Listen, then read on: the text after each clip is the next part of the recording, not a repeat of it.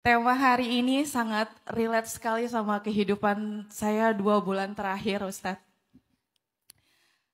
Lagi ngerasa capek-capeknya, itu datang dengan tiba-tiba, Ustadz. Di sebelum tahun 2025 ini. Saya merasakan di bulan November, tiba-tiba saya merasa capek dengan rumah tangga saya, Ustadz. Saya sudah menikah selama 7 tahun. Alhamdulillah saya sudah dikaruniai 3 orang anak wanita semua, Pak Ustadz.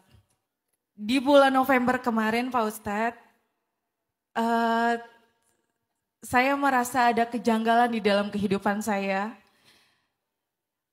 Tiba-tiba ada merasa, yang saya katakan tadi, saya merasa lelah dan ada hal yang janggal, ada hal yang aneh yang saya rasakan. Tiba-tiba ada bilatung, ada lalat ijo hadir di rumah saya.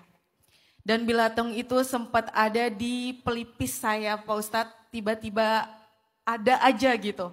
Saya sempat cari-cari penyebabnya, entah apakah saya kotor, rumah saya kotor atau bagaimana. Tapi itu tidak ada, Pak Ustadz. Lalu saya sempat cekcok hebat dengan suami saya. Bahkan saya sampai ingin pisah, Pak Ustadz. Kayak saya ngerasa capek gitu. Sampai saya jatuh sakit di akhir Desember. Jadi tahun baru itu saya masuk IGD, Pak Ustadz. Sampai 5 hari saya dirawat inap. Kemudian saya sempat datang ke Ustadz juga, Pak Ustadz. Saya menanyakan apa ini yang terjadi dalam kehidupan saya. Dan Pak Ustadz itu sempat mengeluarkan apa yang saya rasakan, saya sampai muntah hebat, Pak Ustadz. Sampai diazanin juga kuping saya. Lalu Pak Ustadz, orang tersebut cuma bilang, Alhamdulillah yang penting kamu sehat. Cuma ada yang iseng dalam rumah tangga kamu, intinya ingin menghancurkan, Pak Ustadz. Seperti itu. Dan yang ingin saya tanyakan, Pak Ustadz, apakah memang ada di agama kita tentang penyakit yang dibuat orang lain, dalam kata lain seperti sihir, santet, dan sebagainya? Dan kalaupun ada, Pak Ustadz, bagaimana cara menyikapi dan mengobati sakit tersebut? Itulah kenapa kita diajarkan untuk menjaga diri kita dengan zikir yang disebut dengan istilah ruqyah. Jadi ruqyah itu adalah penjagaan diri melalui amalan zikir. Dawamkan zikir pagi, zikir petang, dawamkan kalimat-kalimat doa setiap kali mau melakukan sesuatu, terutama ketika tidur, karena biasanya itu dikirimnya justru ketika kita lemah, dan waktu yang paling lemah itu ketika kita tidur. Coba kalian perhatikan ya, hadis-hadis tentang adab tidur, itu rata-rata kalimat akhirnya adalah maka Allah akan menjaganya, maka malaikat akan Allah utus untuk menjaganya. Itu tuh penjagaan malaikat, penjagaan Allah ketika kita tidur itu berlaku dengan amalan adab tidur. Salah satu di antara adab tidur itu adalah, kalau mau ideal sih berwudu. Mau kalian sedang suci atau sedang haid, gak apa-apa, tetap berwudu. Kemudian tidur dengan adab tidurnya Nabi, mulai dari membaca-baca. Kalau Sayyidah Fatimah itu diajarkan membaca Al-Ikhlas, membaca Subhanallah 33 kali, Alhamdulillah 33 kali, Allahu Akbar 34 kali, Al-Ikhlas, Al-Falak, An-Nas, baru kemudian tidur. Kalau itu terlalu panjang ya minimal doa tidur. Kemudian kita juga diajarkan untuk menjadikan doa itu sebagai penjaga kita yang dinaungi oleh malaikat di dalam rumah kita. Masuk rumah kita baca-baca, keluar rumah kita baca-baca. Kemudian di dalam rumah kita perhatikan jangan sampai ada sesuatu yang mengundang datangnya syaitan.